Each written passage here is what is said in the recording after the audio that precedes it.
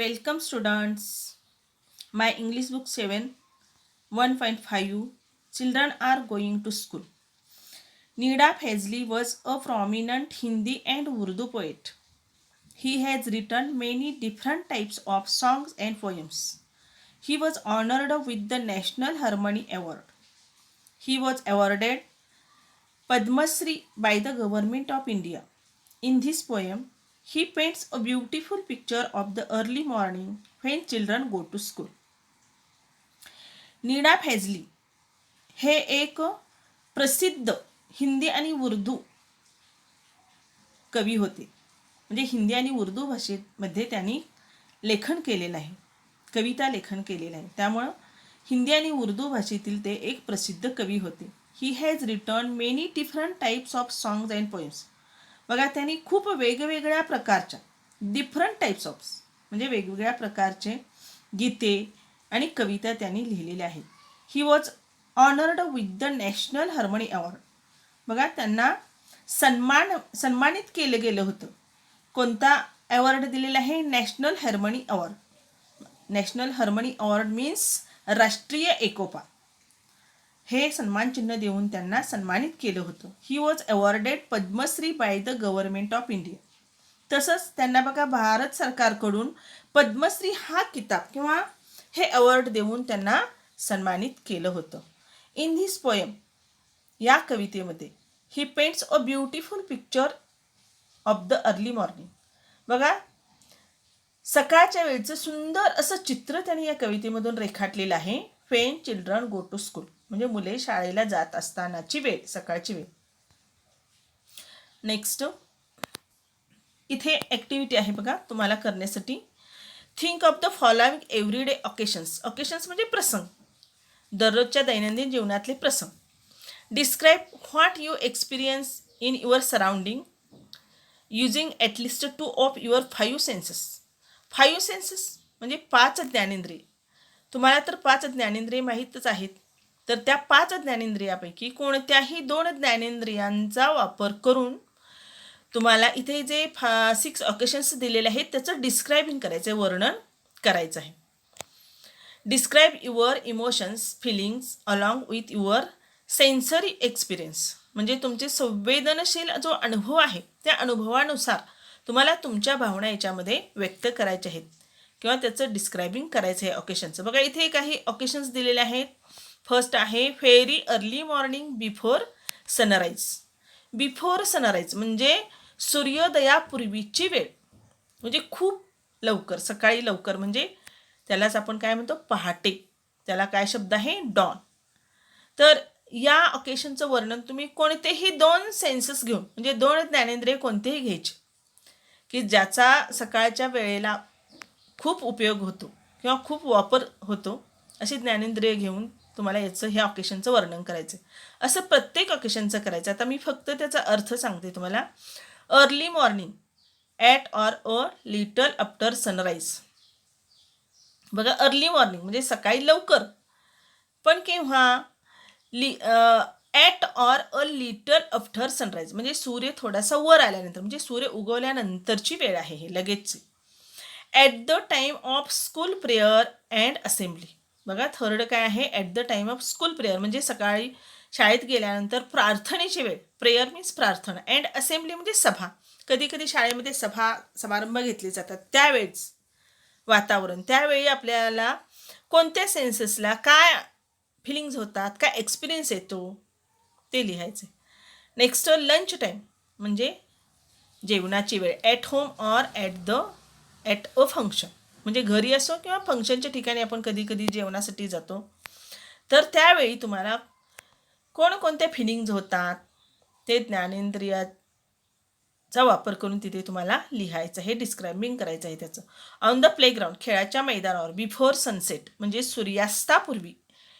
At sunset किंवा सूर्यास्त होत असताना. बेड टाईम म्हणजे झोपेच्या वेळी. तर अशा पद्धतीने इथे 6 ऑकेशन्स दिलेले आहेत. त्याचं तुम्हाला प्रत्येकी 2-2 सेन्सेस वापरून, ज्ञानेंद्रिय वापरून त्याचं डिस्क्रायबिंग करायचं आहे. बघा, त्याच्यासाठी तुम्हाला युजफुल असे वर्ड्स इथे दिलेले आहेत. स्ट्रॉंग विंड, जोरदार वारे, लाईट ब्रिज, हळुवार वारा, ब्राईट सनलाईट, प्रखर सूर्यप्रकाश, हॉट सन, तळपता सूर्य, डार्क अंधार, पीच डार्क गडद अंधार, प्लीझंट आनंददायक, कूल थंड, कोल्ड थंड, हॉट गरम, वॉर्म उबदार, बर्ड्स चर्पिंग पक्ष्यांचा किलबिलाट, बेल्स बेलचे आवाज, हॉर्न्स हॉर्नचे आवाज, व्हिसल शिट्ट्यांचे आवाज, स्वीट साऊंड्स मधुर गोड आवाज, नॉईज गोंगाट, क्वाईट शांत, सिरीन प्रसन्न, नाईस छान, नोबल फ्री, डिलिशियस एक्सेट्रा. तर हे युजफुल वर्ड्स तुम्हाला घ्यायचे आहेत आणि या ऑकेशनचे तुम्हाला डिस्क्रायबिंग करायचं आहे. नेक्स्ट आहे बघा वॉर्मिंग अप. वॉर्मिंग अपमध्ये काय दिले बघा दुसरी activity. What do you see on your way to school every day. Every day म्हणजे दररोज. दररोज तुम्ही शाळेला जात असताना रस्त्यामध्ये तुम्ही काय काय पाहता. व्हॉट डू यू सी तुम्ही काय पाहता. At least at least 5 of the places or people. तर या ठिकाणी 5 ठिकाणांची किंवा 5 लोकांची इथं तुम्हाला लिस्ट करायची. Next, children are going to school. Now we start poem. Morning light spreads over the earth once again. The sky bows his head in respect for children are going to school. Morning light spreads. Spreads means पसरणे. म्हणजे सकाळचा सूर्यप्रकाश पसरलेला आहे. Over the अर्थ संपूर्ण पृथ्वीवरती सूर्यप्रकाश पसरलेला आहे. वन्स अगेन पुन्हा एकदा. The sky bows his head in respect आणि आकाशाने आपलं डोकं झुकवलेलं आहे खाली, नम्रतेने खाली झुकवलेलं आहे. का. For children are going to school म्हणजे मुले शाळेला जात असताना त्यांना रिस्पेक्ट देण्यासाठी, त्यांना आदर दाखवण्यासाठी आकाशाने सुद्धा आपलं डोकं खाली झुकवलेलं आहे. बघा ज्ञानाचं किती महत्त्व आहे. निसर्ग सुद्धा अभिवादन करते, आपल्याला रिस्पेक्ट देते आपण ज्ञान घेत असताना. Next stanza. The sun after his morning dip in the river dressed up in his golden muslin turban waits and smiles on one side of the road for children are going to school. The sun. बघा first स्टांजामध्ये काय दिलेलं आहे या ठिकाणी. Sky म्हणजे स्कायच काय करतो मुले शाळेला जात असताना, आणि इथे दिलेलं आहे सन. बघा सूर्य सुद्धा माणसासारख्या कृती करतो असं इथे दाखवलेलं आहे. The sun after his morning dip in the river. बघा माणसं जसे सकाळी उठल्यानंतर स्वच्छ होतात, आंघोळ करतात, तसं सूर्याने सुद्धा नदीमध्ये डुबकी मारलेली आहे. ड्रेस्ड अप आणि नवीन ड्रेस घातलेला आहे त्याने, स्वच्छ ड्रेस घातलेले. In his golden muslin turban.